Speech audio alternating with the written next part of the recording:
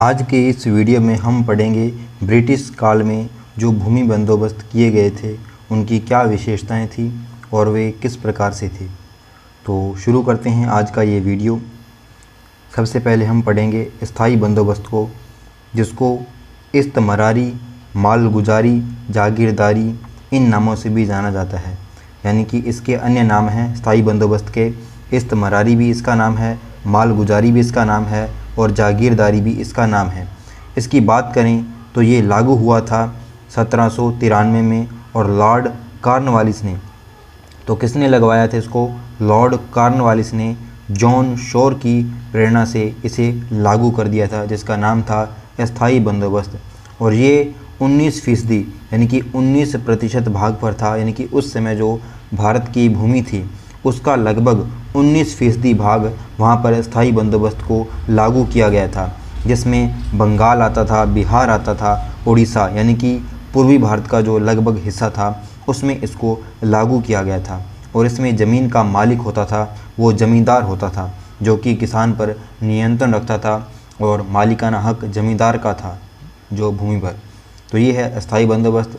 तो सबसे पहले लागू कब हुआ? 1793 में। किसने किया? कॉर्नवालिस ने। किसकी प्रेरणा से? जॉन शोर की प्रेरणा से। और कितने भाग पर था? तो 19% भाग पर था भारत की, जिसमें बंगाल, बिहार, उड़ीसा का हिस्सा आता था। और इसके जो मालिक था ज़मीन का वो कौन था? ज़मींदार था। इसके बाद बात करें इसकी अन्य विशेषताओं की, तो सन 1794 में इसमें सूर्यास्त कानून को जोड़ दिया। यानी कि सूर्यास्त से पहले जो ज़मींदार को ब्रिटिश सरकार के पास राजस्व को जमा करवाना पड़ता था, यदि ऐसा नहीं कर पाता तो उसकी जो ज़मींदारी है उसको नीलाम कर दिया जाता था। तो ये इसमें कानून था। तो स्थायी बंदोबस्त में सूर्यास्त का कानून।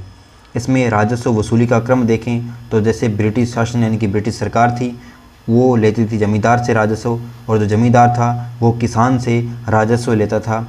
और अनेक जो प्रकार से इसमें प्रताड़ित किया जाता था किसान को, इसलिए ये किसानों के लिए कैसा था जो उनके लिए लाभकारी नहीं था। तो इसके भारतीय समर्थक भी रहे हैं, यानी कि स्थायी बंदोबस्त को लागू करने का समर्थन किया, और वो ऐसे भारतीय, तो उनके नाम हैं R.C. दत्त और राजा राम मोहन राय। तो ये प्रश्न पूछा जा सकता है कि अस्थायी बंदोबस्त के समर्थक कौन थे जो भारतीय थे? तो R.C. दत्त और राजा राम मोहन राय। इसके बाद हम पढ़ते हैं दूसरा भूमि बंदोबस्त, जिसका नाम है रैयतवाड़ी।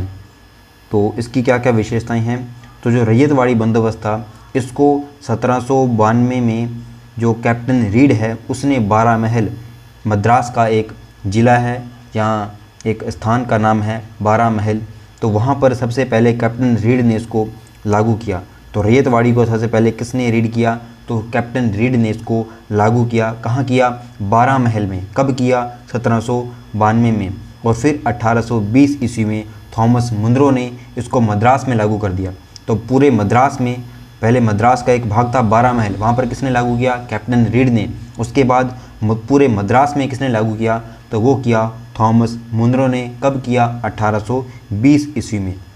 इसके बाद 1825 ईस्वी में एल्फिंस्टन ने पूरे बम्बई में इसको लागू कर दिया। तो इस प्रकार से रैयतवाड़ी बंदोबस्त लगा था। सबसे पहले 1792 में कैप्टन रीड ने 12 महल में, फिर इसके बाद पूरे मद्रास में थॉमस मुनरो ने। कब? 1820 में। इसके बाद 1825 में एल्फिंस्टन ने बम्बई में। इसकी बात करें कि ये किस प्रकार से था और कितने भाग पर था, तो ये 51% भाग था पूरे भारत का। यानी कि लगभग दक्षिण भारत का जो हिस्सा था, यानी कि साउथ इंडिया था, उसमें लगभग रैयतवाड़ी बंदोबस्त को लगा दिया गया। इसमें ज़मीन का मालिक रैयत होता था। रैयत का यहाँ पर अर्थ है किसान। रैयत को कहते हैं किसान, यानी कि इसमें किसान ही सीधा जो राजस्व है वो देता था ब्रिटिश सरकार को। इसमें जो 30 साल बाद भूमि की समीक्षा की जाती थी, यानी कि एक बार ये बंदोबस्त लागू कर दिया रैयतवाड़ी तो 30 साल बाद भूमि को दोबारा उसकी समीक्षा की जाएगी। इसमें जो राजस्व वसूली का क्रम था तो वो था सरकार, और सरकार सीधा किसे लेती थी? ब्रिटिश सरकार रैयत से, यानी कि किसान से। तो ये इनका क्रम था। क्योंकि कई एग्ज़ाम होते हैं जिनमें ये क्रम भी पूछ लिया जाता है, उसमें ये क्रम पूछ लेगा कि ब्रिटिश सरकार, फिर रैयत, फिर ज़मींदार। तो इस प्रकार से आगे पीछे जो क्रम पूछेगा और सही क्रम पूछेगा आपसे, तो इसलिए क्रम याद रखना है। कि सरकार फिर रैयत से ये लेती थी राजस्व। इसके साथ इसमें किसान ऋण लेने के कारण महाजनी प्रथा के गुलाम बने। हम बात करें महाजनी प्रथा के गुलाम कैसे बन गए, रैयतवाड़ी से, क्योंकि महाजनी प्रथा थी, यानी कि महाजनों से जो किसान हैं वो ऋण लेते थे राजस्व चुकाने के लिए। तो इस प्रकार से उन पर जो राजस्व का भार बढ़ता गया है किसानों पर, उन पर जो अवैध प्रकार से जो ज़मींदार हैं वो वसूली करते थे। माफ़ करना, यहाँ पर ज़मींदार नहीं जब बल्कि ब्रिटिश सरकार उनसे अवैध तरीके से वसूला करती थी किसानों से ऋण रैयतवाड़ी में।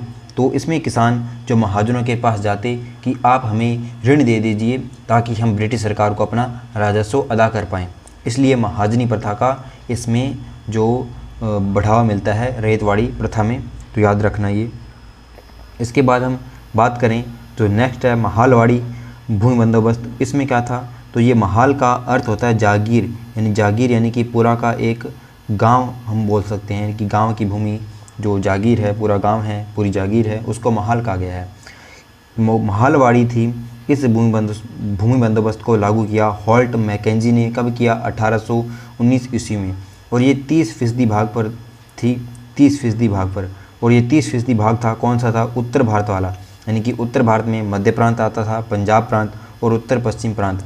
वहाँ पर जो महालवाड़ी बंदोबस्त लागू था और वो कितना हिस्सा था, पूरे भारत का 30%। और इसमें पूरे गांव से राजस्व लिया जाता था, यानी कि एक गांव है वो अपने किसानों से राजस्व एकत्र करेगा और फिर वो गांव है या महाल है वो सीधा ब्रिटिश सरकार को अपना राजस्व दे देगा। तो इसका क्रम हम देख लेते हैं कि इसमें जो क्रम था वो था, सरकार ब्रिटिश सरकार किससे लेगी, गांव के मुखिया से, यानी कि महाल से। और जो महाल है, जो पूरे गांव का मुखिया है, वो पूरे गांव के किसानों से राजस्व लेगा। तो ये क्रम था। इसमें खास बात यह है कि इसमें मानचित्र से राजस्व का निर्धारण होता था। तो प्रश्न आ सकता है कि ऐसा कौन सा भूमि बंदोबस्त था जिसमें मानचित्र से राजस्व का निर्धारण होता था, तो वो था रैयतवाड़ी। इसके बाद हम प्रश्नों की बात कर लेते हैं। 4-5 प्रश्न हैं, हम इनको देखेंगे ताकि आपका अभ्यास हो जाए जो हमने पढ़ा है। सबसे पहला प्रश्न है, रैयतवाड़ी भूमि बंदोबस्त का जनक कौन था। पहला ऑप्शन है कॉर्नवालिस, दूसरा ऑप्शन है कैप्टन रीड, तीसरा ऑप्शन है हॉल्ट मैकेंजी, चौथा ऑप्शन है एल्फिंस्टन। तो रैयतवाड़ी हमने पढ़ा है, रैयतवाड़ी कैप्टन रीड इसका जनक था रैयतवाड़ी। और ये कब लागू की गई थी, आप हमें कमेंट करके बताइए।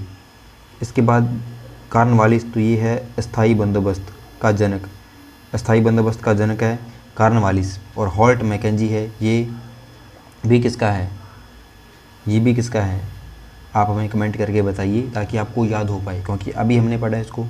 तो ये पहले प्रश्न का आंसर है कैप्टन रीड। रैयतवाड़ी को किसने लागू किया, कैप्टन रीड ने। इसके बाद हमारा नेक्स्ट प्रश्न है कि ब्रिटिश काल में दक्षिण भारत में भूमि बंदोबस्त की किस पद्धति को अपनाया गया था। तो साउथ इंडिया में किस पद्धति को अपनाया गया था, अस्थाई बंदोबस्त को, महालवाड़ी को, रैयतवाड़ी को, इस्तमरारी को। तो वो थी रैयतवाड़ी।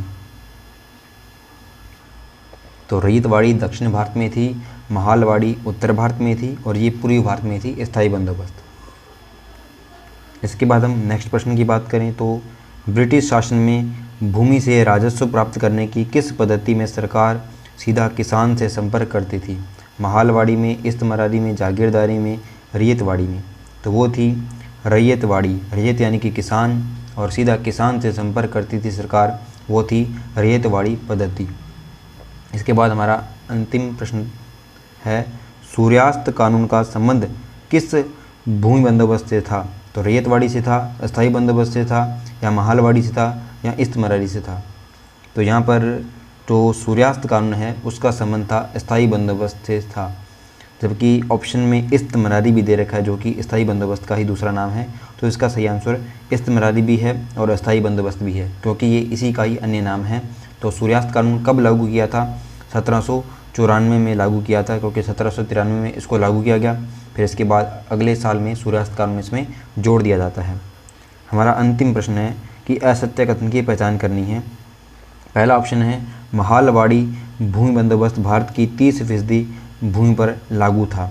इसका आरंभ थॉमस मुनरो द्वारा किया गया था।